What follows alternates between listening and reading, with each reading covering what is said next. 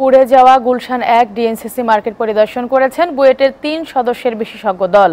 সকালে ক্ষতিগ্রস্ত মার্কেটটি পরিদর্শনে এসে তারা জানান, আলামত পরীক্ষা নিরীক্ষার পর আগুন লাগার কারণ জানা যাবে। সেই সাথে মার্কেটের পাকা ভবনটি সাবধানতার সাথে ব্যবহারে ব্যবসায়ীদের প্রতি পরামর্শ দিয়েছে বিশেষজ্ঞ দল। মহসিন কবিরের প্রতিবেদন। সকাল 10:30টার দিকে আগুনে ক্ষতিগ্রস্ত ডিএনসিসি মার্কেট পরিদর্শনে আসেন বুয়েটের সিভিল ইঞ্জিনিয়ারিং বিভাগের প্রতিনিধি দল। কাঁচা এবং পাকা মার্কেটের বিভিন্ন জায়গা ঘুরে দেখেন তারা। এ সময় সিটি কর্পোরেশনের কর্মকর্তারাও উপস্থিত ছিলেন।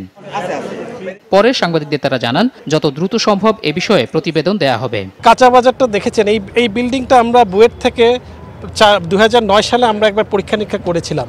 তখন আমরা বলেছিলাম যে এই বিল্ডিংটা ঝুঁকিপূর্ণ এবং দুর্বল কাঠামোর, এবং আমরা কিছু এটাকে ঠিকঠাক করার মতো কিছু পদ্ধতি আমরা সাজেস্ট করেছিলাম। তবে পাকা মার্কেটটি চালুর ক্ষেত্রে সতর্কতা অবলম্বনের পরামর্শ দেন বুয়েটের বিশেষজ্ঞরা। যে কোনো একটা ডিজাস্টারের পরে স্ট্যান্ডার্ড ইঞ্জিনিয়ারিং প্রিন্সিপাল অ্যাপ্লাই করে এ ধরনের মার্কেটগুলোর একটা ইভ্যালুয়েশন করতে হয়। সেই ইভ্যালুয়েশনটা আমরা শেষ করার আগ পর্যন্ত বলতে পারবো না যে কোন অংশটা ঝুঁকিপূর্ণ, কোন অংশটা ঝুঁকিমুক্ত। অ্যাপারেন্টলি আমরা যেটা এখনই বলেছি যে যেই পার্টটা সবচেয়ে বেশি ক্ষতিগ্রস্ত হয়েছে সেই পার্টগুলোতে টেস্ট এক্সটেন্সিভলি করা হবে, বাকি পার্টগুলোতে আমরা কিছু কিছু টেস্ট করব। গত শুক্রবার থেকেই চালু করা হয় মার্কেটের পাকা অংশটি।